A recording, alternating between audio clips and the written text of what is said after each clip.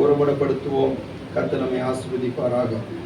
எபிரேயர்கள் நிருபம் 12வது அதிகாரம் 28வது வசனத்தை ஒருவர் வாசிக்கிறார்.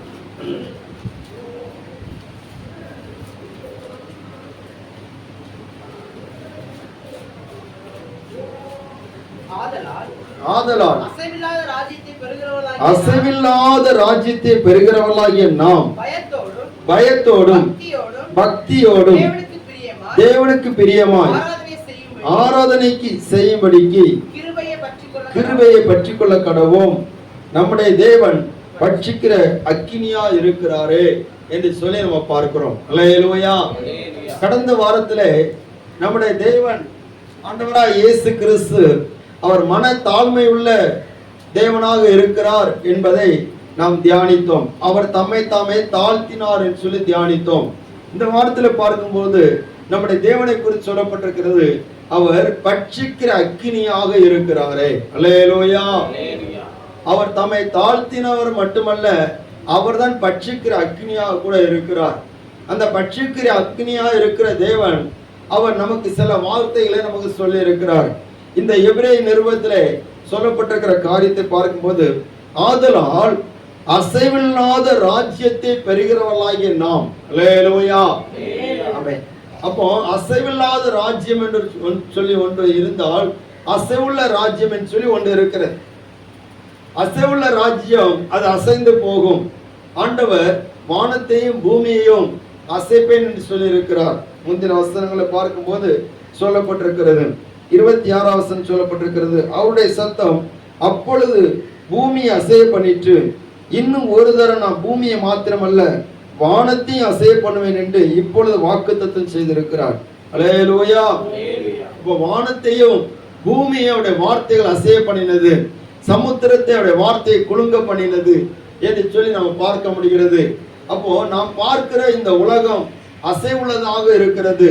ஆனால் ஆண்டவரால் தெரிந்து கொள்ளப்பட்ட தேவ பிள்ளைகளுக்கு ஒரு அசைவில்லாத ராஜ்யத்தை வைத்திருக்கிறார். என்ன ராஜ்யம் அது? அசைவில்லாத ராஜ்யம். அல்லேலூயா. அசையாத ராஜ்யம் அல்லது அழிவில்லாத ராஜ்யம் அல்லது நித்திய ராஜ்யம் அல்லது தேவன் வாசம் பண்ணுகிற ராஜ்யம், அந்த இடத்துல பொல்லாப்பும் பொல்லாங்கனும் உள்ளே பிரவேசிக்க முடியாத ராஜ்யமாக இருக்கிறது. அசைவில்லாத ராஜ்யம், என்றென்றைக்கும் நிலைத்திருக்கக்கூடிய ராஜ்யமாக இருக்கிறது. அந்த ராஜ்யத்திற்கு ஸ்தோத்திரம். அந்த ராஜ்யத்தை பெறுகிறவர்களாகிய நாம். அல்லேலூயா. நம்ம அந்த ராஜ்யத்தை பெறுகிறோம் நாம் சொன்னால், அவர் கொடுப்பார், நம்ம பெற்றுக்கொள்வோம். நாம் எடுத்துக்கொள்ள முடியாது, அவர் நமக்கு கொடுக்க வேண்டும். அல்லேலூயா. ஸ்தோத்திரம். கர்த்தருடைய நாமம் மயப்படுவதாக. தேவ பிள்ளைகளே, அப்படி அசைவில்லாத ராஜ்யத்தை பெறுகிறவர்கள் நாம் என்ன செய்ய வேண்டுமா? நாம் பயத்தோடும் பக்தியோடும் தேவனுக்கு பிரியமான ஆராதனை செய்யும்படிக்கு கிருபையை பற்றிக் கொள்ள கடவோம் என்று சொல்லப்பட்டிருக்கிறது. அப்ப நாம் ஆராதிக்கிற ஆராதனை ரொம்ப முக்கியமானதாக இருக்கிறது. அல்லேலூயா. எல்லாரும் கவனிக்கணும். ஸ்தோத்திரம். நாம் கர்த்தருக்கு ஆராதனை செய்ய வேண்டும். பாருங்க, அசைவில்லாத ராஜ்யத்தை பெறுகிறவர்களுக்கு ஆண்டவர் கொடுக்கிற ஒரு முக்கியமான கட்டளை என்னவென்று சொன்னால், நீங்கள் கர்த்தருக்கு ஆராதனை செலுத்த வேண்டும். ஆண்டவர் இஸ்ரவேல் ஜனங்களை எகிப்திலிருந்து அழைக்கிற போது மோசே கொண்டு பேசும்போது என்ன பேசினார்? உங்களை பாலும் தேனும் ஓடுகிற கானான் தேசத்துக்கு அழைத்து கொண்டு போகிறேன் என்று சொன்னார். யாத்திராகமத்தின் புஸ்தகம் 2வது அதிகாரம்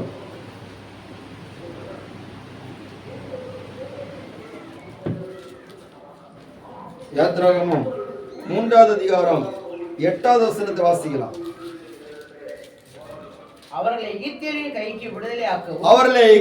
கைக்கு விடுதலையாக்கவும் அவர்களை அந்த தேசத்திலிருந்து நீக்கி கானானியரும் ஏத்தியரும் எமோரியரும் பெரிசியரும் லேவியரும் எபூசியரும் இருக்கிற இடமாகிய பாலும் தேனும் ஓடுகிற நலமும் விசாலமான தேசத்திலே கொண்டு போய் சேர்க்கவும் இறங்கினேன். அல்லேலூயா. எகிப்தில இருக்கிற நாட்கள்ல ரொம்ப பாடு, ரொம்ப வேதனை. இப்ப நம்ம கரண்ட் போனோன்னு ஒரு வேதனை இருக்கு பார்த்தீங்களா? ஸ்தோத்திரம். கரண்ட் போனோன்னு நமக்கு ஒரு வேதனை இருக்கு. என்ன வேதனைன்னா வெக்கையா இருக்கு. அந்த அந்த காத்து போன உடனே ஒரு சூடு வந்துருது. அல்லேலூயா. சில ஃபேன் போட்டிருந்தா கூட சூடு தான். அவன் மேலோட ஹீட் அவளும் கீழே இறங்கி தலைவலியெல்லாம் வந்துடும். இப்படியெல்லாம் இருக்கு. அதே போல தான் அன்னைக்கு இஸ்ரவேல் ஜனங்களுக்கு ரொம்ப பாடு, ரொம்ப போராட்டம், ரொம்ப உபத்திரவம். ஸ்தோத்திரம். சாப்பிடுறதுக்கு நேரம் இருக்காது, தூங்குறதுக்கு நேரம் இருக்காது. அப்படிப்பட்ட கடினமான அந்த எகிப்து தேசத்துல அந்த எகிப்தியர்களுக்கு அடிமை வேலை செய்து ஸ்தோத்திரம் அவர்கள் மிகவும் வேதனையோடு இருக்கிற போது ஆண்டவர் அதிலிருந்து விடுதலையாக்கும்படியாக மோசேயை கொண்டு பேசுகிறார். என்ன பேசுகிறார் சொன்னால், அவர்களை எகிப்தியரின் கைக்கு விடுதலையாக்கவும் அவர்களுக்கு பாலும் தேனும் ஓடுகிற நலமும் விசாலமான தேசத்துல கொண்டு போய் சேர்க்கவும் உன்னை சேர்க்க இறங்கினேன், அதனால நான் உன்னை அனுப்ப போறேன்னு சொல்லி ஆண்டவர் சொல்லுகிறார். அது மட்டுமல்ல, அதே வார்த்தையை மோசே இஸ்ரவேல் ஜனங்களுக்கு சொல்லுகிறான். சொல்லி அவர்கள் எல்லாரும் ரொம்ப விசுவாசித்தார்கள். 4வது அதிகாரம் 31 வாசிங்க. 30-31 வாசிங்க பார்ப்போம். கர்த்தர் மோசேக்கு சொல்லிய சகல வார்த்தைகளையும்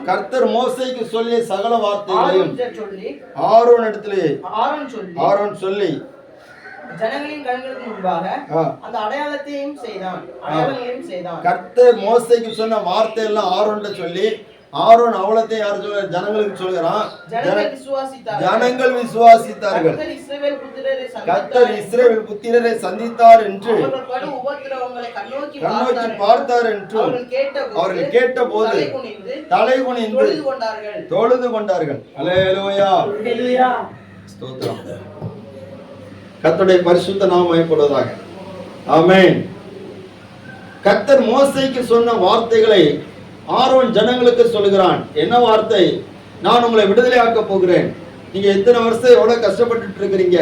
4 தலைமுறைகளை கஷ்டப்பட்டு இருக்கிறீங்க. இந்த 400 வருஷமா கஷ்டப்பட்டு இருக்கக்கூடிய அந்த கஷ்டத்திலிருந்து நான் உங்களை விடுதலை ஆக்கி நலமும் விசாலமான பாலும் தேனும் ஓடுகிற கானான் தேசத்துக்கு உங்களை அழைத்து கொண்டு போக போகிறேன் அப்படின்னு சொல்லி ஆண்டவருடைய வார்த்தை வருகிறது. அப்போ இந்த வார்த்தை கேட்ட உடனே எல்லாருக்கும் ஒரு விசுவாசம் வந்தது. எல்லாருக்கும் அந்த அடையாளத்தை பார்த்தார்கள், அற்புதத்தை பார்த்தார்கள். எல்லாரும் ஆண்டவருடைய வார்த்தையை விசுவாசித்து அவர்கள் தேவனை தொழுது கொள்கிறார்கள். அல்லேலூயா. ஆனால் ஆண்டவர் ஸ்தோத்திரம் பார்வோனிடத்திலே மோசே அனுப்புகிற போது மோசே போய் என்ன சொல்லுகிறார்? 5வது அதிகாரம் 3வது வசனம். அப்பொழுது அவர்கள் எபிரேயருடைய தேவன் எங்களை சந்தித்தார். பிரயாணம் பண்ணி எங்கள் தேவனாகிய கர்த்தருக்கு பலியிடும்படி போக விட வேண்டும். போகாதிருந்தால் அவர்கள் கொள்ளை நோயும் பட்டயமும் எங்கள் மேல் வரப்பண்ணுவார் என்றார்கள். இன்னொரு வசனம் 7வது அதிகாரம் 16வது வசனம். அவனை நோக்கி வனாந்தரத்தில் எனக்கு ஆராதனை செய்ய என் ஜனங்களை அனுப்பிவிட வேண்டும் என்று சொல்லும்படி எபிரேயருடைய தேவனாகிய கர்த்தர் என்னை உம்மிடத்துக்கு அனுப்பியும் இதுவரைக்கும் நீர் கேளாமலும் போனீர். அல்லேலூயா. பாருங்க, இந்த அதிகாரங்கள்ல அதிகமான வசனங்களை பார்க்கும்போது ஆண்டவர் பாலும் தேனும் ஓடுகிற கானான் தேசத்துக்கு அழைத்து போன்னு சொன்னாலும் ஆண்டவர் சொல்கிறார், நீ எனக்கு ஆராதனை செய்ய வேண்டும். அல்லேலூயா. ஸ்தோத்திரம்.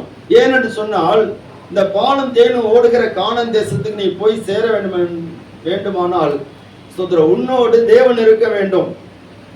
அவர் இருந்தால்தான் வரக்கூடிய சோதனைகளை நீ ஜெயிக்க முடியும், தடைகளை நீ தாண்ட முடியும், அநேக சத்துருக்களுடைய போராட்டங்களை நீ தகர்க்க முடியும், அநேக காரியங்களை நீ ஜெயம் எடுக்க முடியும்.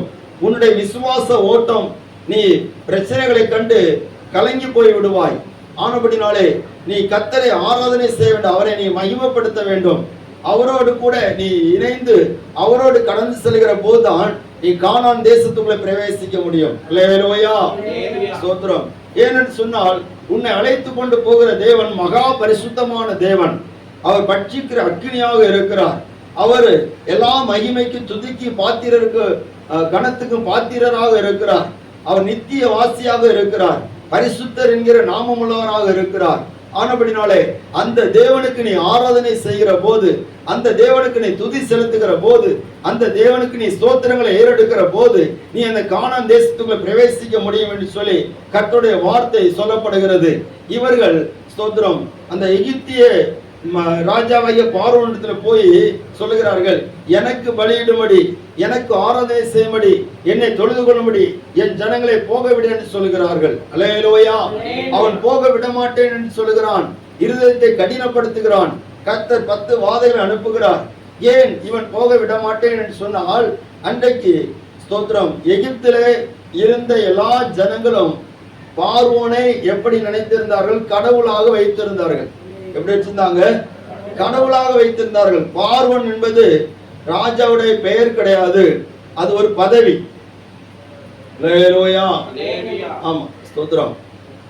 அன்றைக்கு பார்வோனாக இருந்தது ராம்சேஸ் என்கிற ஒருவன் தான் அன்றைக்கு பார்வோனாக இருந்தது. பார்வோன் என்பது அது ஒரு பதவி. அந்த பார்வோனுடைய பொறுப்பு, பார்வோன் நேகோ, பார்வோன் நோ, இப்படி எல்லாம் பேர், சோ அப்படின்னு எல்லாம் பேர் இருக்குது. ஸ்தோத்திரம்.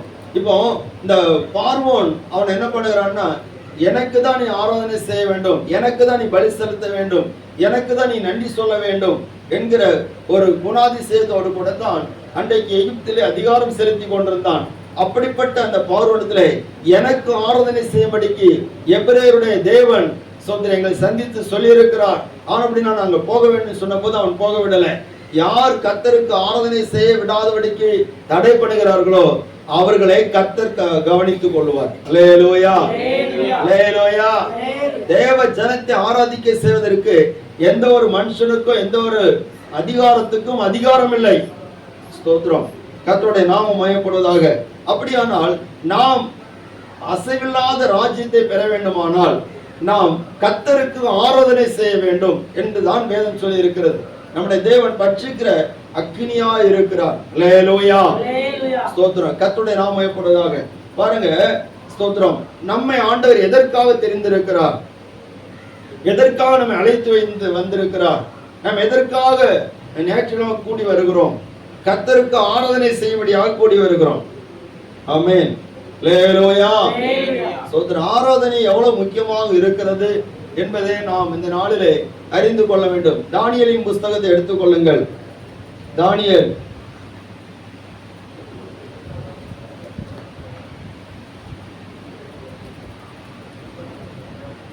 மூன்றாவது அதிகாரத்திலே அங்கே ஒரு சம்பவம் எழுதப்பட்டிருக்கிறது.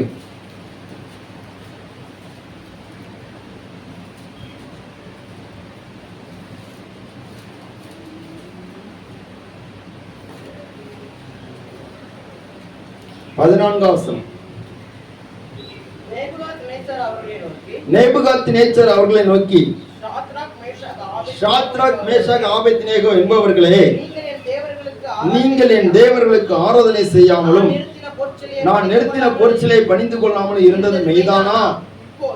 இப்போதும்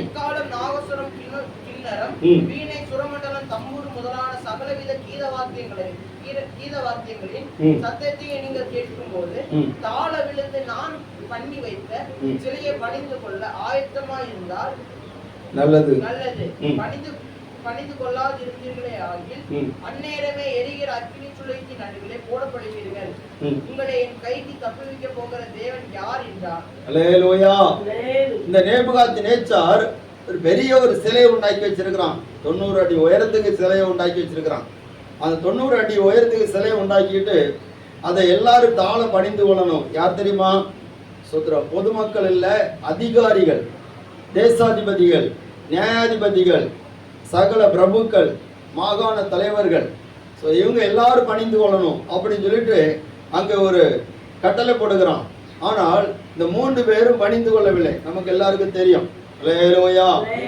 பணிந்து கொள்ளாத போது அங்க இருந்து சிலர் சொல்றாங்க, இந்த 3 பேர் மட்டும் பணிந்து கொள்ளல, இவங்க மட்டும் நிமிர்ந்து நிக்கிறாங்க, ஏன் இப்படி நிக்கிறாங்க தெரியல அப்படிங்கும் போது இவர்களுக்கு ஒரு வார்த்தை இருக்கிறது, உன் தேவனாய கர்த்தரை பணிந்து கொண்டு அவர் ஒருவருக்கே ஆராதனை செய்வாயாக. அல்லேலூயா. உபாகமத்தில் எழுதப்பட்டிருக்கிறது. அப்போ உன் தேவனாய கர்த்தர் ஒருவரே நீ பணிந்து கொள்ள வேண்டும், அவருக்கே நீ ஆராதனை செய்ய வேண்டும். கவனிங்க எல்லாரும். அல்லேலூயா. அப்போ இந்த சூழ்நிலையிலே இவர்கள் இன்னொன்றை ஆராதிக்கும்படியாக, உயிரற்றவைகளை ஆராதிக்கும்படியாக இவர்களுக்கு ஒரு கட்டாயமான ஒரு நிலைமை வருகிறது. அந்த நேரத்திலையும் அவர்கள் தேவனை ஆராதிப்பதற்கு வைராக்கியமா இருந்தார்கள். அல்லேலூயா. ஸ்தோத்திரம். இந்த சாத்ரா மேஷா ஆபேத்நேகோ மிகவும் தைரியமா சொல்கிறார்கள், நாங்கள் ஆராதிக்கிற எங்கள் தேவன் எங்களை தப்புவிக்க வல்லவராக இருக்கிறார். எரிகிற அக்கினி சூளைக்கும் ராஜாவை உம்முடைய கைக்கு நீங்களாக்கி விடுவிப்பார். விடுவிக்காமல் போனாலும் நீ நிறுத்தின பொற்சிலையை நாங்கள் பணிந்து கொள்வதும் இல்லை, உங்களுடைய தேவர்களுக்கு ஆராதனை செய்வதும் இல்லை. அப்ப ஆராதனை என்னது?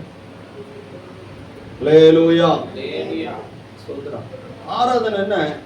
அர்ப்பணிப்பது என்று சொல்லி ஒரு அர்த்தம் சொல்லலாம். இன்னொன்னு ஆண்டவரை துதிப்பது, அவருக்கு கனத்தை கொடுப்பது. அவருக்கு கனத்தை கொடுப்பது, அவருக்கு மரியாதை கொடுப்பது, அவர் செய்த நன்மைகளை சொல்லி சொல்லி அவரை மகிமைப்படுத்துவது. இன்னொன்று நம்மளை அர்ப்பணிப்பது. அப்போ இந்த சாத்ரா மேஷா ஆபேத்நேகோ அவங்க 3 பேரும் நாங்கள் ஆண்டவருக்கு தான் ஆராதனை செய்வோம், அவருக்கு தான் துதி செலுத்துவோம், அவருக்கு தான் நாங்கள் மகிமை செலுத்துவோம், அவருக்கு தான் கனத்தை கொடுப்போம். அந்த கனத்தை நாங்கள் யாருக்கும் கொடுக்க மாட்டோம். அல்லேலூயா. நீ ராஜாவா இருந்தேன்னா உங்களுக்கு மரியாதை மட்டும்தான், ஆனா கனவு துதி எல்லாமே அவருக்குரியதான். என் பொற்சிலைய வச்சிருந்தான்னு சொன்னா ஸ்தோத்திரம், வேத வல்லுநர்கள் சொல்லுகிறார்கள் அவனையே அவன் பொற்சிலையாக உருவாக்கி வைத்திருக்கிறான்னு சொல்லி சொல்லுகிறார். அவனை போலவே ஒரு சிலையை உண்டாக்கி வச்சிருக்கான். ஸ்தோத்திரம், கர்த்தருடைய நாமம் மகிமைப்படுவதாக. அதே போலத்தான் தானியேல் 6வது அதிகாரம்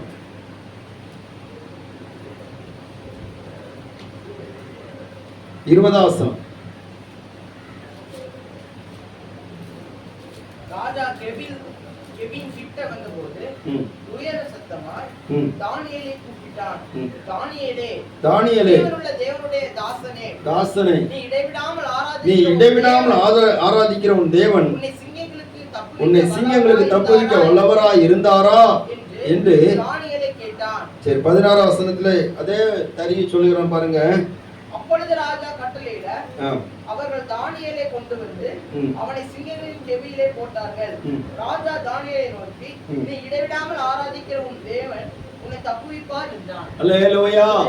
நீ இடைவிடாமல் ஆராதிக்கிற உன் தேவன் உன்னை தப்புவிப்பார். இந்த ராஜா தான் சட்டம் போட்டான், 30 நாள் அளவும் எங்கே போய் ஜெபம் பண்ணக்கூடாது, எதையும் ஆராதிக்க கூடாது. ஸ்தோத்திரம். ஏன் சட்டம் போட்டான்னு சொன்னா அதுக்கு திட்டம் போட்டாங்க கொஞ்சம் பேர். கவனிக்கிறீங்களா? அல்லேலூயா. இப்ப இந்த ஆராதனை நேரங்கிறது ரொம்ப முக்கியமான நேரம். இந்த நேரத்துல யாரும் நீங்க தயவு செய்து அசதியா இருக்கக்கூடாது. அல்லேலூயா. எல்லாருக்கும் களைப்பு இருக்கிறது, வேதனை இருக்குது. ஸ்தோத்திரம். எனக்கும் தலைவலி இருக்குது. அல்லேலூயா. ஆமா, ஸ்தோத்திரம். எல்லாம் இருக்கதான் செய்யுது. ஆனாலும் ஆராதனை நேரத்துல நம்ம விழிப்பா இருக்கும். கர்த்தர் உங்களை ஆசீர்வதிப்பார். பாருங்க, இடைவிடாமல் ஆராதிக்கிற உன் தேவன் உன்னை தப்புவிப்பார் என்று சொல்கிறார். அப்போ இந்த தானியேலுக்கு எதிராக தானியேலை எப்படியாவது இல்லாமல் ஆக்கணுங்கிறதுக்காக திட்டம் போடுகிறாங்க, சட்டம் போடுறாங்க, தந்திரம் பண்றாங்க. கடைசியில் அவங்களே தூக்கி உள்ள போடுறாங்க.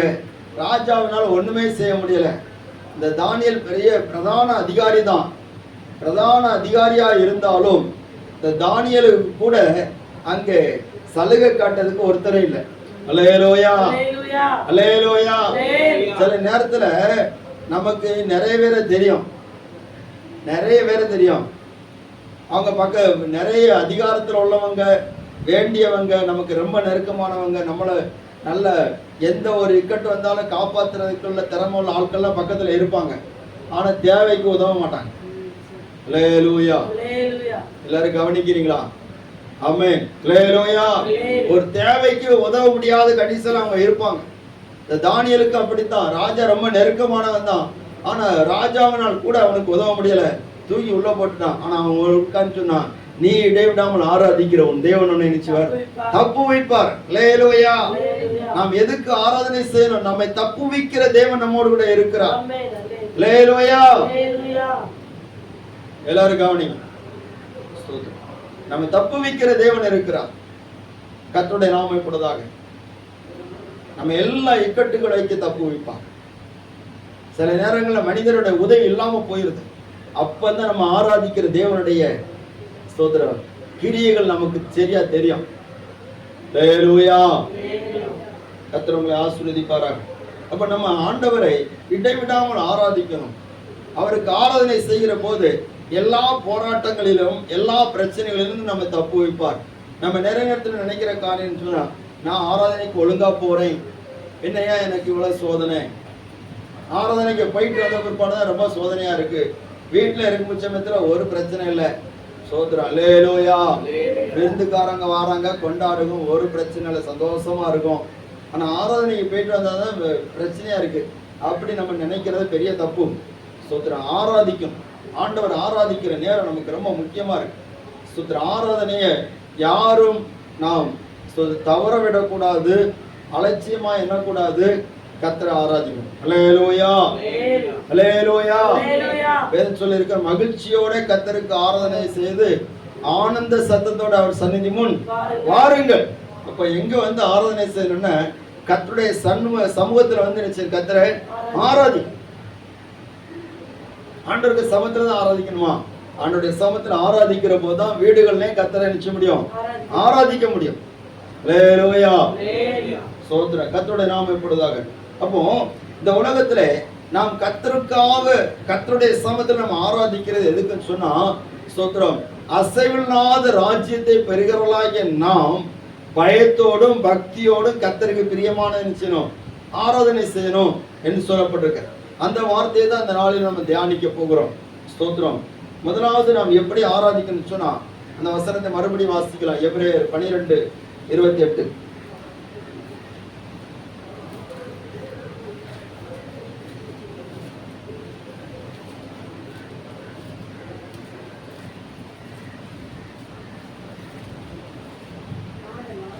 ஆதலால் அசைவில்லாத ராஜ்யத்தை பெறுகிறவர்களாகிய நாம் பயத்தோடும் பக்தியோடும்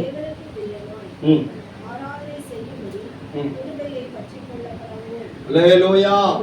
அப்ப எப்படி ஆராதனை செய்யணும்னு சொன்னா, முதலாவது பயத்தோடு கர்த்தரை ஆராதனை செய்யணும். அல்லேலூயா. எப்படி ஆராதனை செய்யணும்? பயத்தோடு கர்த்தருக்கு ஆராதனை செய்யணும். இரண்டாவது, பக்தியோடு கர்த்தருக்கு ஆராதனை செய்யணும். மூணாவது, அவருக்கு பிரியமாக ஆராதனை செய்யணும். கர்த்தருக்கு ஸ்தோத்திரம். அல்லேலூயா. நம் ஆண்டவருடைய சமூகத்தில் வரும்போது ஒரு பயம் நமக்கு தேவை. பயம் இல்லாமல் நாம் தேவ சமூகத்தில் இருக்கக்கூடாது. எல்லாரும் கவனி. அல்லேலூயா, ஸ்தோத்திரம். பிள்ளைகளானாலும் பெரியவர்களானாலும் பயம் ரொம்ப அவசியம். என்ன பயம்? பாருங்க, நாம் ஒரு அதிகாரியை போய் பார்க்க போனால் சும்மா அசால்ட்டா போக மாட்டோம். ஸ்தோத்திரம். பைக் ஓட்டுவதற்கு லைசன்ஸ் எடுக்க போனேன். லைசன்ஸ் எடுக்க போகிற போது கவனிங்க, அங்க உள்ள ஆபீசர் வந்து உட்கார்ந்து இருக்கிறாங்க. நான் கையை 2 மேசையில ஊனிக்கிட்டு, ஸ்தோத்திரம், 2 மேசையில எல்லாம் கவனிங்க, 2 மேசையில 2 கையை ஊனிக்கிட்டு அந்த அதிகாரி கேட்கறதெல்லாம் பதில் சொல்றேன். அவர் வந்து கையாடு அப்படின்னாரு. அதுக்கு தான் உள்ள அங்க பக்கத்துல உள்ளவங்க சொன்னாங்க, நீ யார்கிட்ட தெரியுமா பேசுற?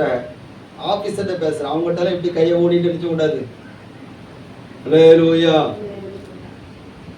நமக்கு தெரியல, ஆனா அதுதான் ஒழுங்கு, அதுதான் மரியாதை. இப்ப ஆண்டவருக்கு சமத்துல வரும்போது நம்ம ஒரு பயத்தோடு தான் வரணும், பயத்தோடு தான் அவரை ஆராதிக்கணும். இஸ்ரவேல் ஜனங்களுக்கு அந்த பயம் இல்லாமல் போனதுனால தான் கர்த்தர் இந்த சீனாய் மலையிலே அவரோடு பேசினார்.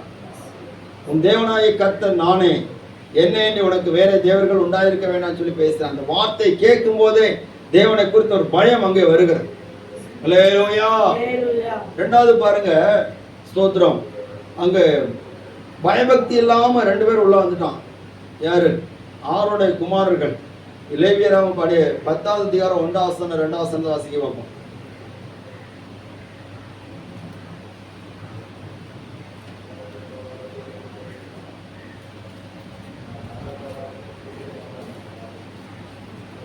லேவியராகவும் 10ஆம் அதிகாரம் 1ஆம் வசனம் 2ஆம் வசனம்.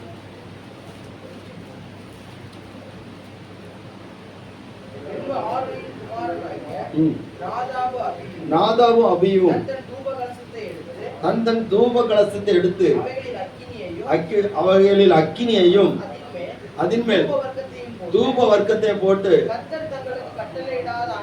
கர்த்தர் தங்களுக்கு கட்டளையிடாத அந்நிய அக்கினியை அவருடைய சந்நிதியில் கொண்டு வந்தார்கள்.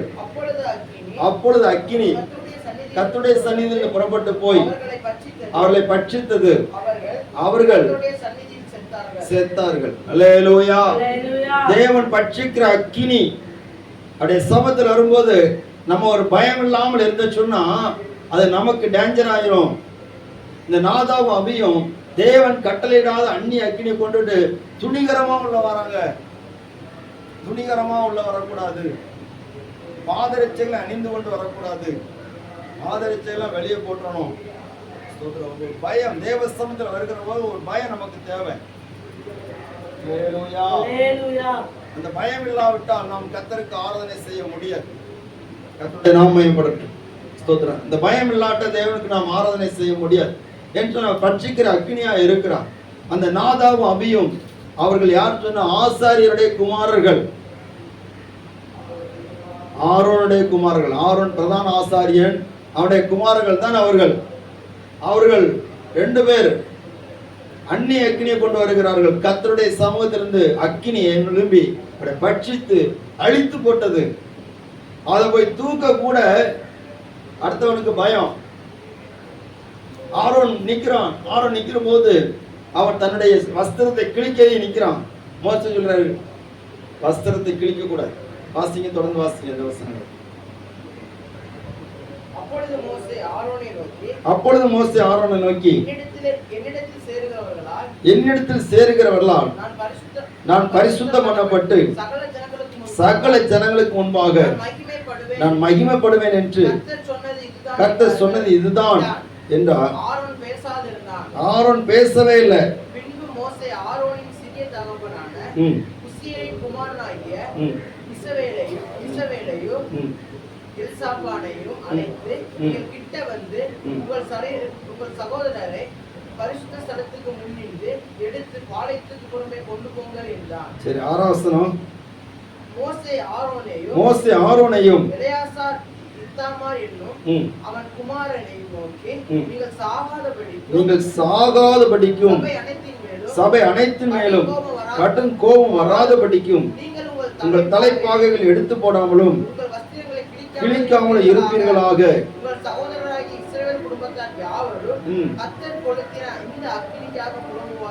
அல்லேலூயா. செத்து போயிட்டான்னு சொல்லி நீ உன் வஸ்திரத்தை கிழிக்காத. ஏன்னா நீயும் இஸ்ரவேல் ஜனங்கள் மேல தேவனுடைய கோபம் எழும்பிரும். அந்த சூழ்நிலை நம்ம பார்க்கும்போது பயந்து நடுங்குறாங்க. அல்லேலூயா. கர்த்தருக்கு ஆராதனை செய்வதனை எப்படி ஒரு பயம் இருக்கணும். பயம் இல்லாமல் யாரும் இருக்கக்கூடாது. சும்மா பேசிக்கிட்டு அங்கேயும் நடந்துகிட்டு நம்ம பல காரியங்களை சிந்திச்சுக்கிட்டு அப்படி இருக்கக்கூடாது. ஒரு பயம் நமக்கு இருக்கணும். பயம் இல்லாமல் கர்த்தருக்கு ஆராதனை செய்ய முடியாது. அவர் பட்சிக்கிற அக்னியா இருக்கிறார். பாருங்க, இந்த இடத்துல மோசே அந்த ஆரோனை பார்த்து அவனுடைய குமார்களை பார்த்து சொல்கிறார், 2 பேர் இறந்து போயிட்டாங்க, இப்போ 2 பேர் இருக்கிறாங்க.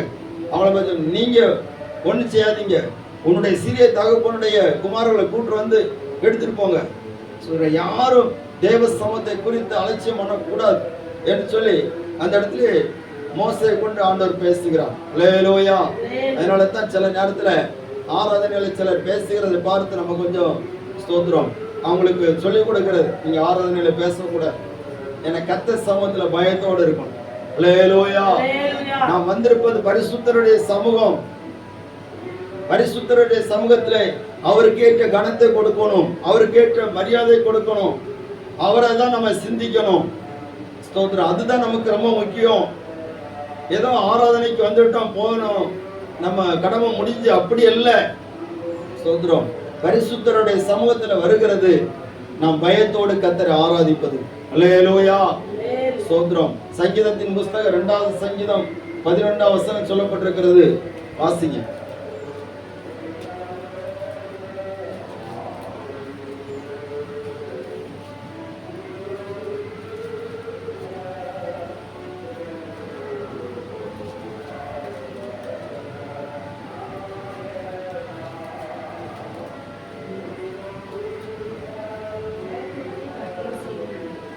பயத்துடனே கர்த்தரை சேவியுங்கள், நடுக்கத்துடனே களி கூறுங்கள். ஹல்லேலூயா. பயத்தோட கர்த்தரை சேவிக்கணுமா, நடுக்கத்தோட களி கூறணுமா?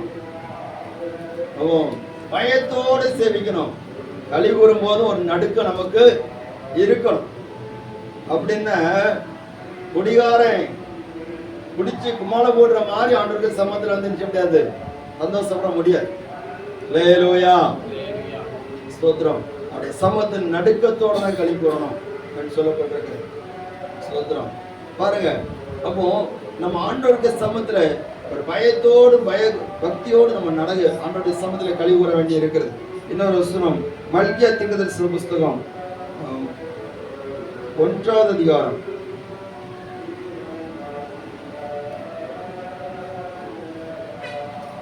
6வது வசனம்.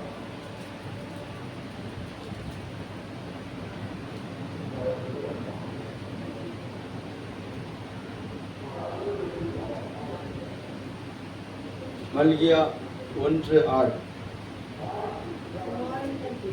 குமாரன் தன் பிதாவையும் ஊழியக்காரன் தன் எஜமானையும் கனம் பண்ணுகிறார்களே, நான் பிதாவானால் என் கனம் எங்கே?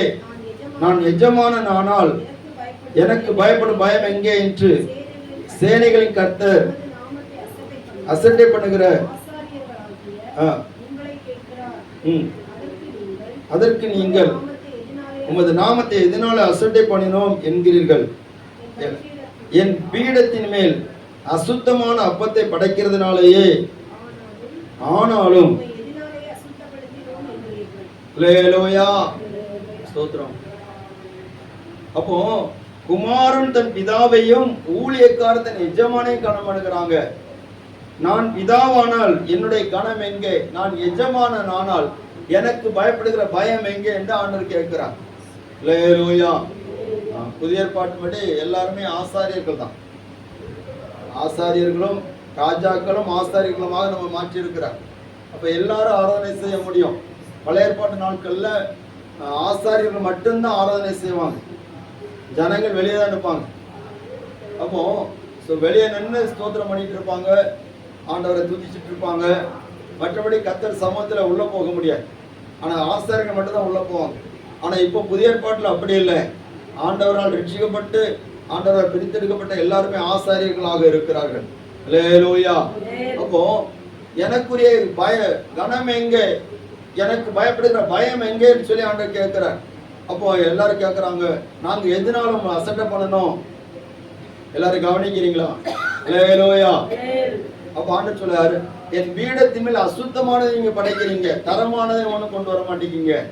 அது கொண்டு போய் அவன் அதிகாரிக்கு செலுத்து பார்ப்போம், அவன் ஜனத்தின் அதிபதியத்தில் கொடு பார்ப்போம், அவன் ஏற்றுக்கொள்வானா பார்க்கலாம். ஹல்லேலூயா. கர்த்தருக்கு பயப்படுகிற பயத்தோட நம்ம கர்த்தருக்கு ஆராதனை செய்ய வேண்டும். ஸ்தோத்திரம். ஆண்டவருடைய சமூகத்திலே நாம் பயம் இல்லாமல் நம்ம ஆராதனைக்கு இருப்போம் சொன்னா அந்த ஆராதனையில பிரயோஜனம் இருக்காது. ஹல்லேலூயா. ஸ்தோத்திரம். 2 கொரிந்தியர் 7வது அதிகாரம் 1 வசனம்.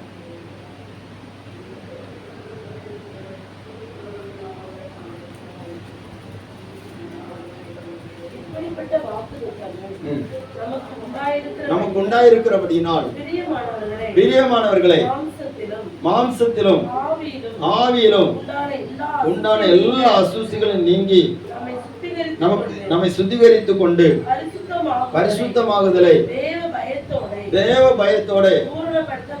ஹல்லேலூயா. கர்த்தருக்கு ஆராதனைய பயத்தோடு நம்ம ஏறெடுக்கும் போது பரிசுத்தமாகுதலை தான் நம்ம பூர்ணப்படுத்திட்டு இருக்கிறோம். அதுக்கு தான் கர்த்தரை ஆராதிக்கிற ஆராதனை பயத்தோடு இருக்கும். ஹல்லேலூயா. ஸ்தோத்திரம். பரிசுத்தமாகுதலை தேவ பயத்தோட பூர்ணப்படுத்த கடவும். என்ன சொன்னா ஸ்தோத்திரம், அசுத்தமானதை தொடாதிருங்கள், அவைகளிலிருந்து பிரிந்து வாருங்கள் சொல்லி ஆண்டவர் சொல்லுகிறார். முந்தின வசனம், அப்பொழுது நான் உங்களை ஏற்றுக்கொண்டு உங்களுக்கு தேவனாய் இருப்பேன், நீங்கள் எனக்கு குமாரரும் குமார்த்திகளுமா இருப்பீர்கள் என்று சர்வ வல்லமையுள்ள கர்த்தர் சொல்லுகிறார். இதான் வாக்கு தத்துவம். ஹல்லேலூயா. அப்ப தகுதியே இல்லாத நம்மை, அந்நிய நுகத்தில் இருந்த நம்மை ஆண்டவர் தம்முடைய சொந்த ரத்தத்தினால் மீட்டு நம்ம அதுல இருந்து வெளியே கொண்டு வந்திருக்கிறார். ஜனங்கள் எல்லாம் சொல்லப்பட்ட அவருடைய ஜனம் என்று சொல்லப்படுவதற்கு தகுதியற்ற நம்மை அவருடைய ஜனமாக ஆண்டவர் பிரித்தெடுத்திருக்கிறார். அல்லேலூயா. அப்போ அப்படிப்பட்ட பிரித்தெடுக்கப்பட்ட ஜனம் எவ்வளவு பயத்தோடு இருக்கணும். ஐயோ, நான் தகுதியே இல்லாத ஆளு, என்னை ஆண்டவர் தெரிந்திருக்கிறார். அப்ப நான் அதுக்கு ஏற்ற மாதிரி இருக்கணும். அந்த எஜமானுக்கு பயப்பட்டு நடக்கணும். அந்த அன்பு தகப்பனுக்கு நான் பயந்து நடக்கணும். அவருக்கு நான் கனத்தை கொடுக்கணும், அவருக்கு நான் மரியாதையை கொடுக்கணும். அந்த ஒரு சிந்தையோடு கூட நாம் ஆண்டவருடைய சமூகத்துல பயத்தோடு இருக்கணும். தேவையில்லாததெல்லாம் செய்துட்டு இருக்க கூடாது. அல்லேலூயா. பிரசங்கின் புஸ்தகம் 5ஆம் அதிகாரம் 1ஆம் வசனம் 2ஆம் வசனம். நீ தேவாலயத்துக்கு போகும்போது, வாசிங்க சீக்கிரமா.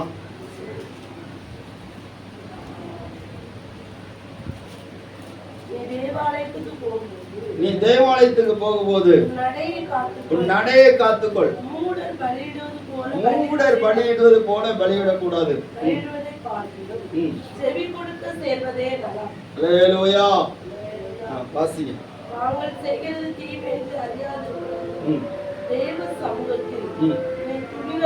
துணிகரமாய் உன் வாயினால் பேசாமலும் தேவன் வானத்தில் இருக்கிறார், நீ பூமியில் இருக்கிறார். ஆதலால் வார்த்தைகள் சுருக்கமாய் இருக்கிறார். அல்லேலூயா.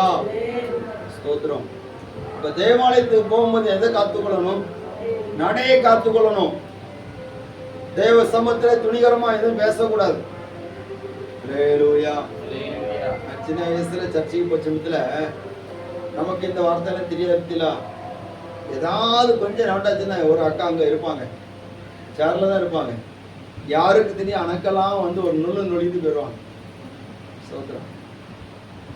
அப்பதான் நமக்கு தெரியும், ஓ சர்ச்சுக்குள்ள நம்ம விளையாடக்கூடாது. அல்லேலூயா. இப்ப யாரும் நுள்ளதுக்கு இல்லை. அப்படி யாராவது நுள்ளியாச்சுன்னா உடனே பிள்ளைகள் இன்னைக்கு நம்ம முறைச்சு பார்க்கணும். ஏன் எப்படி நுள்ளலாம்? பெரியவங்களே முறைக்கிறாங்க. சின்ன பிள்ளைங்க முறைக்கிற பெரிய விஷயம், பெரியவங்களே முறைக்கிறாங்க. சோத்திரம். ஒரு முன்னாடி சர்ச்சில் ஒரு அம்மா இருந்தது, திடீர்னுட்டு பிள்ளையை போட்டு கொஞ்சிக்கிட்டு இருக்கு. சோத்திரம். அமைதியா இருக்க, நான் கேட்கல, சத்தம் போட்டுட்டேன். உடனே அது போட்டுட்டு போச்சு. அல்லேலூயா. அதனால வந்துட்டு தேவாலயத்தில் வரும்போது நம்ம பயத்தோடு இருக்கணும். ஆண்டவருக்கு சமூகம் என்கிறத ஒரு பயம் நமக்கு வேணும். சும்மா ஏனா தானம் இருக்க முடியாது.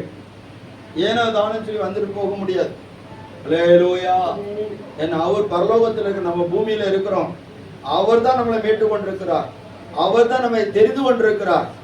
நம்ம அவரை தெரிந்து கொள்ளல, அவர் தான் நம்மளை தெரிந்திருக்கிறார். அவர் நம்மளை தெரிந்திருக்கிறதுனால, அவர் தகுதியே இல்லாத நம்மளை ஆண்டவர் தெரிந்திருக்கிறதுனால நாம் அவருக்கு பயத்தோடு காத்திருக்க ஆராதனை.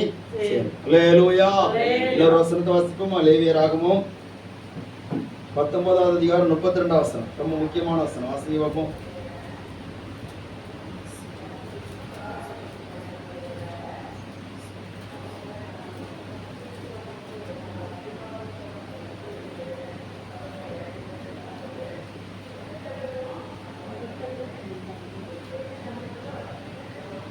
லேவியராகமம் 19:32. நரைத்தவனுக்கு முன்பாக எழுந்து முதிர் வயதுள்ளவனை முகத்தை கனம் பண்ணி, அல்லேலூயா, நான் கர்த்தர். நரைத்தவனுக்கு முன்பாக எழும்பணுமா? அப்ப நரைத்தவங்க வயசானவங்க அவங்கள எஞ்சணும் கனமனம். அல்லேலூயா. அதே ஆண்டவர் சொல்லி இருக்கிறார். ஸ்தோத்திரம். கர்த்தருடைய நாமம் மகிமைப்படுவதாக. இன்னொரு வசனத்தை வாசிக்கலாம். லேவியராகமம் 26ஆம் அதிகாரம் 2ஆம் வசனம்.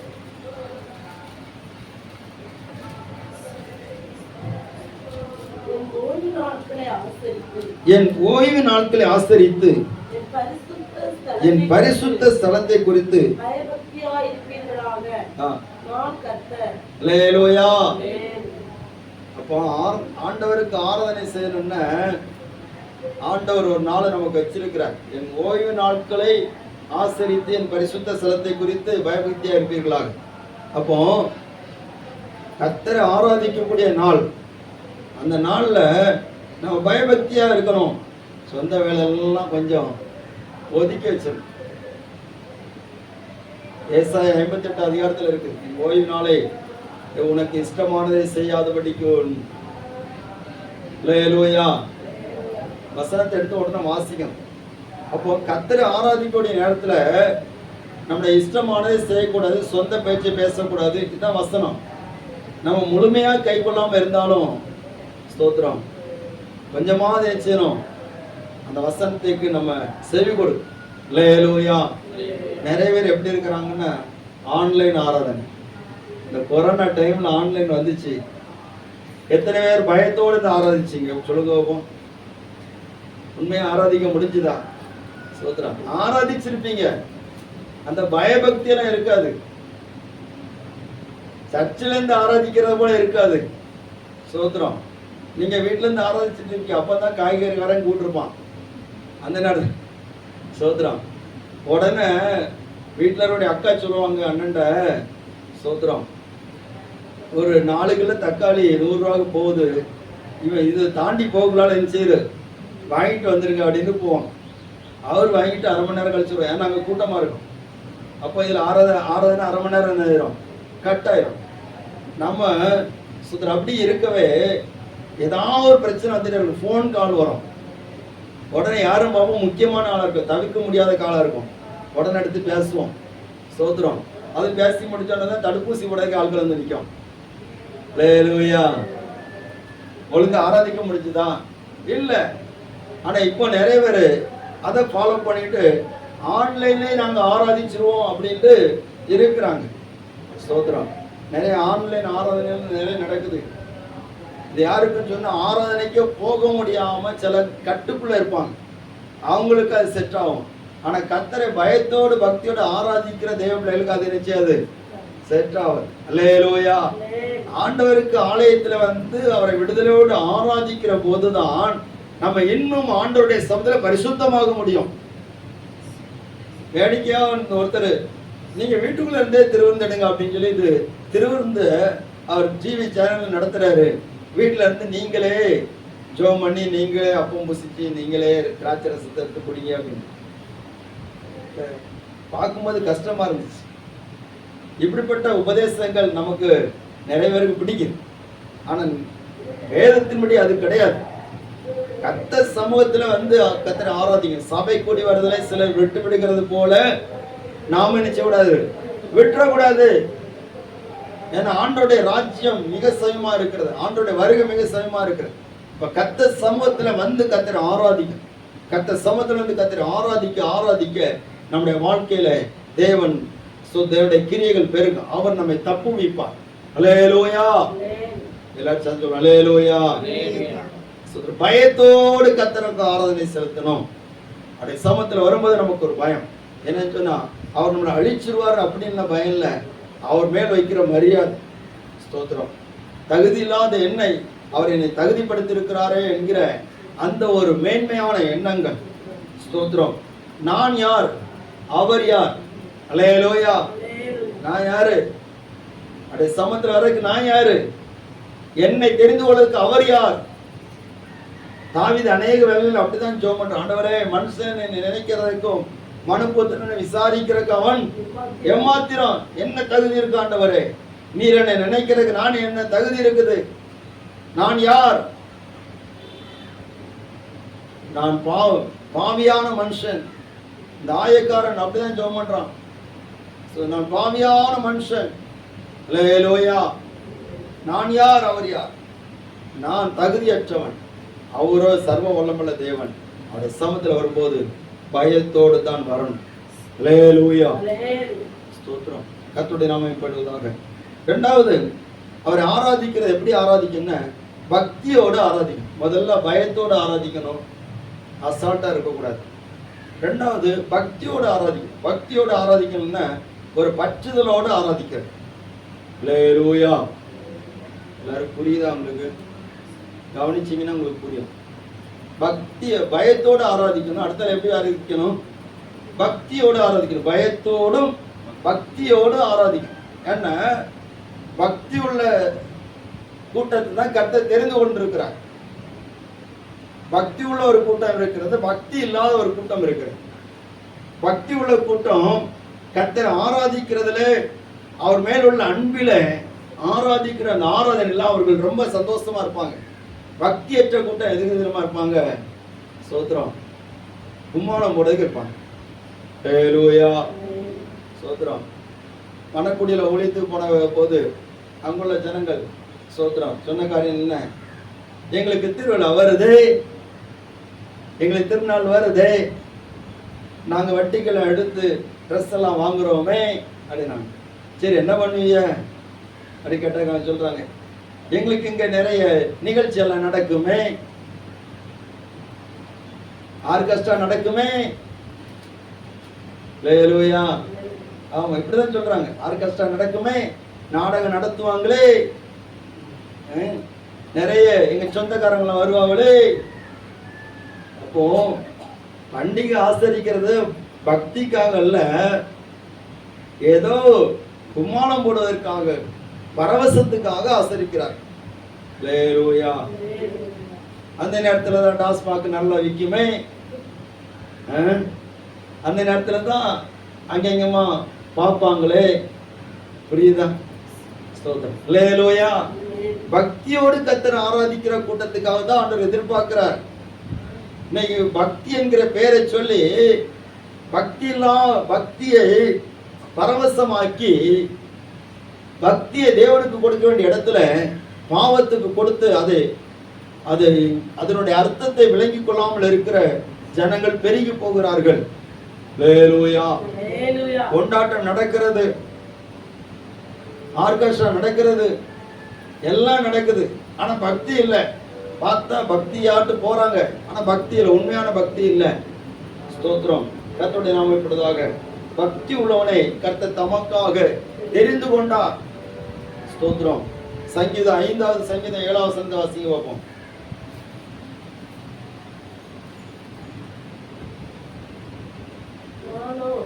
நானோ உமது மிகுந்த கிருபையினாலே உமது ஆலயத்துக்குள் பிரவேசித்து உமது பரிசுத்த சந்நிதிக்கு நேரே பயபக்தியுடன் பணிந்து கொள்வேன். ஹல்லேலூயா. அவன் சொல்லுகிறான். ஸ்தோத்திரம். துன்மார்க்குடைய வாயில எனக்கு எதிராட்டு திறந்திருக்குது ஆண்டவரே, ஆனா நான் என்ன செய்வேன்? உங்களுடைய ஆலயத்துக்குள் பிரவேசித்து உங்களுடைய பரிசுத்த சந்நிதிக்கு நேரே பயபக்தியுடன் பணிந்து கொள்வேன். தாவீது உயர்த்தப்பட்ட காரணம் அதுதான். ஹல்லேலூயா. ஸ்தோத்திரம். பக்தி இல்ல, நீ பக்தி உள்ள கூட்டம் குறைஞ்சிட்டே இருக்கு. சங்கீதத்துல சொல்லப்பட்டிருக்கிறது 12வது சங்கீதம் 1வது வசனம், பக்தி உள்ளவன் அற்று போகிறான். பக்தி இல்லாததுனால அவர்கள் சாட்சியற்ற வாழ்க்கை வாழ்கிறார்கள். தேவபக்தி உள்ளவர்கள் தங்களுடைய நாவை என்ன செய்யணும்? கண்ட்ரோல் பண்ணிக்கணும். ஹல்லேலூயா. நாவை அடக்காம நம்ம பக்தியை காட்ட முடியாது. இன்னொன்னு, பக்தியா இருந்துச்சுன்னா நிச்சயமா ஒண்ணு கூட நிச்சயமா வரும். என்னது? 2 தீமோத்தேயு 3வது அதிகாரம் 12வது வசனம் வாசிங்க பார்ப்போம். 2 தீமோத்தேயு 3வது அதிகாரம் 12வது வசனம்.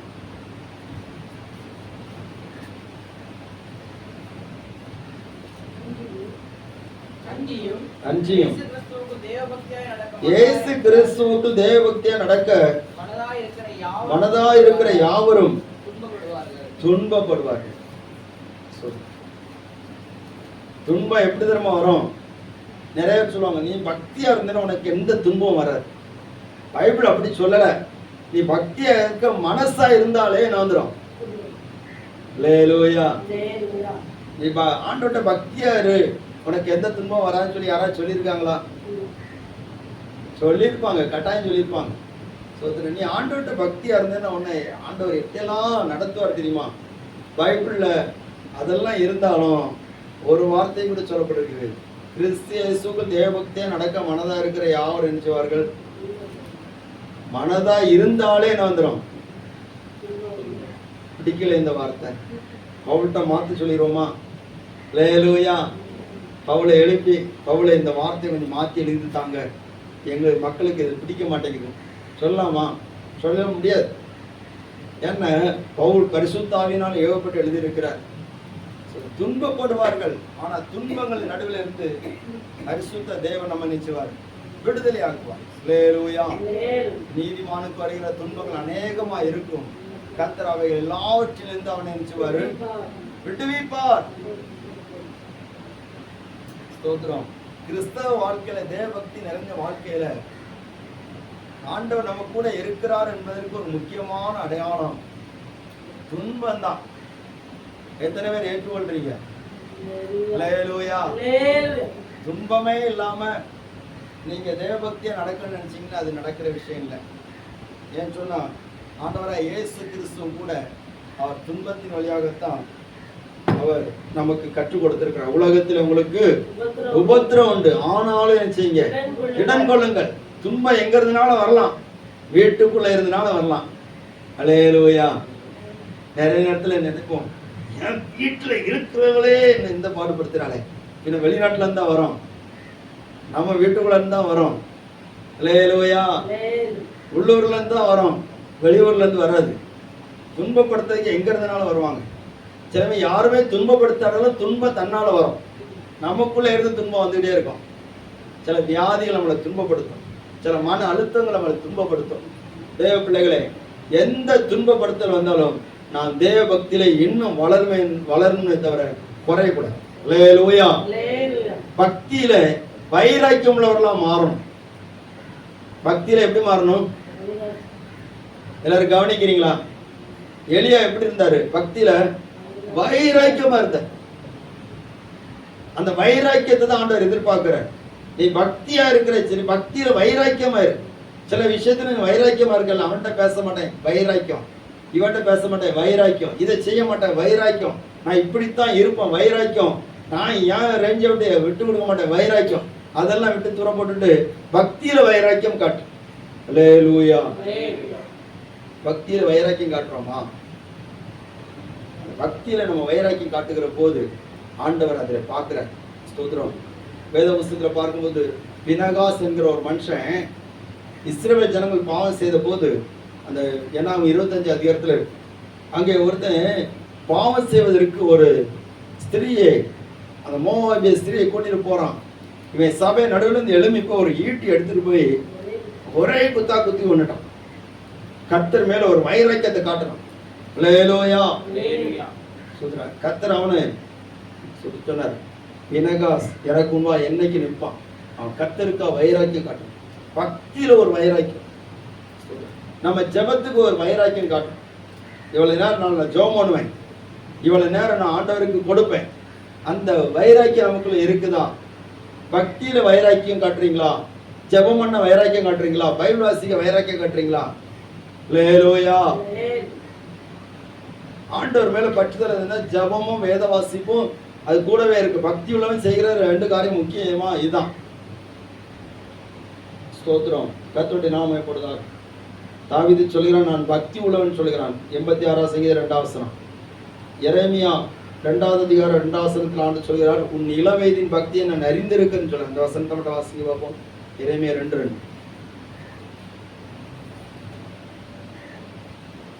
இன்னொருத்தர் ஓசியா 6:4. சீக்கிரம் வாசிங்க.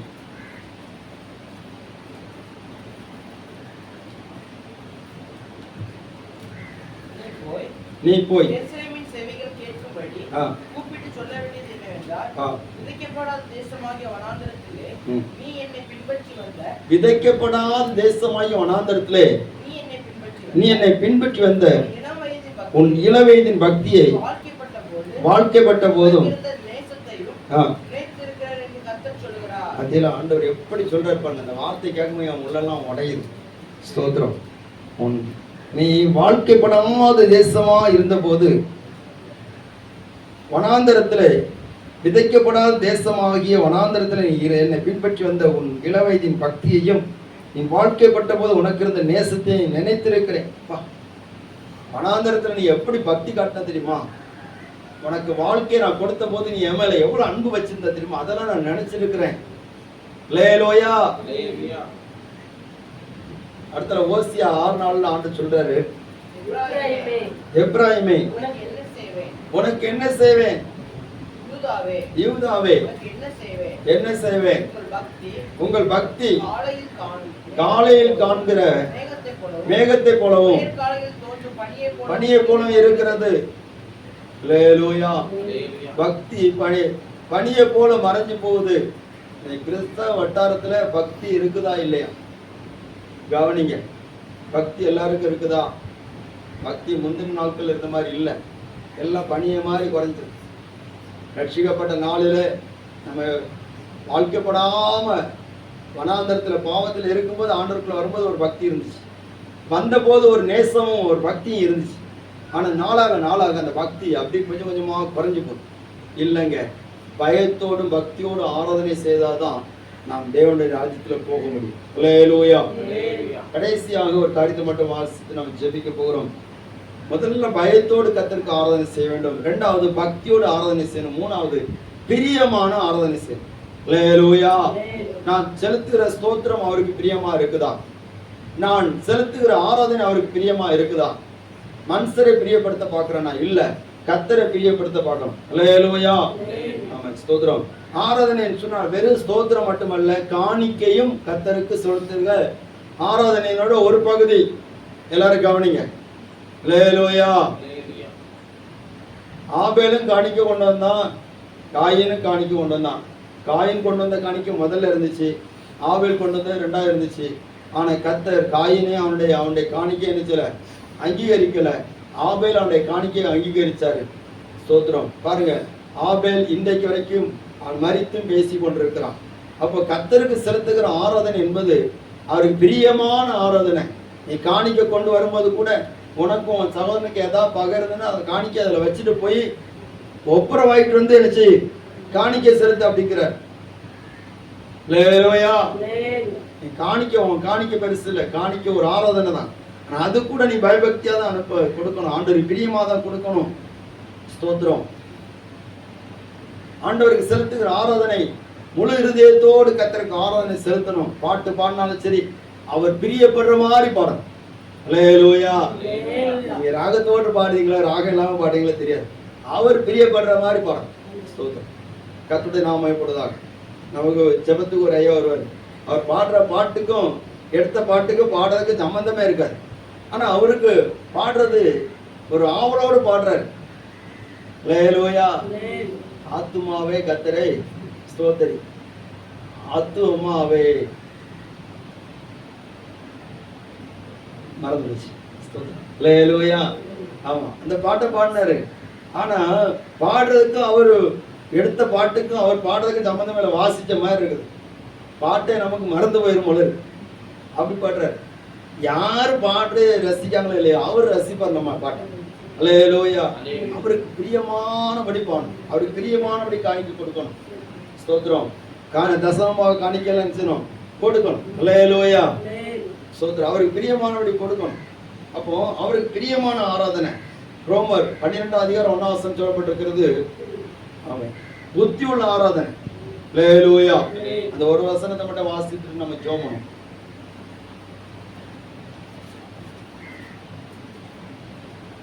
அப்படி இருக்க சகோதரரே, நீங்கள் உங்கள் சரீரங்களை பரிசுத்தமும் தேவனுக்கு பிரியமான பலியுமாக ஒப்பு கொடுக்க வேண்டும் என்று தேவனுடைய இரக்கங்களை முன்னிட்டு உங்களை வேண்டிக் கொள்கிறேன். அல்லேலூயா. தேவனுக்கு பிரியமான பரிசுத்தமும் ஸ்தோத்திரம் பிழையற்றதுமான சரீரமா இருந்துச்சுன்னு அவருக்கு ஒப்பு கொடுக்கணும். ஸ்தோத்திரம். அவருடைய சித்தத்தை நிறைவேற்றி நம்ம அவருக்கு பிரியமான ஆராதனை செய்யணும். துதி செய்வது செம்மையானவர்களுக்கு ஆகும். நம்ம எல்லாரும் எழுந்து நின்று ஆண்டவரை துதிக்க போகிறோம்.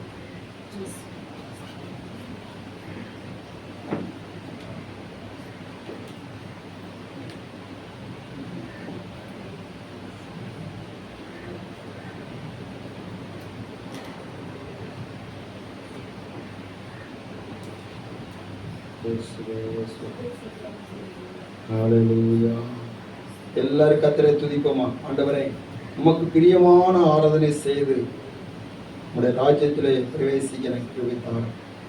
எல்லாரும் ஜெபிப்போம். நம்ம எல்லாரும் ஆராதிக்கிறாங்க தான்.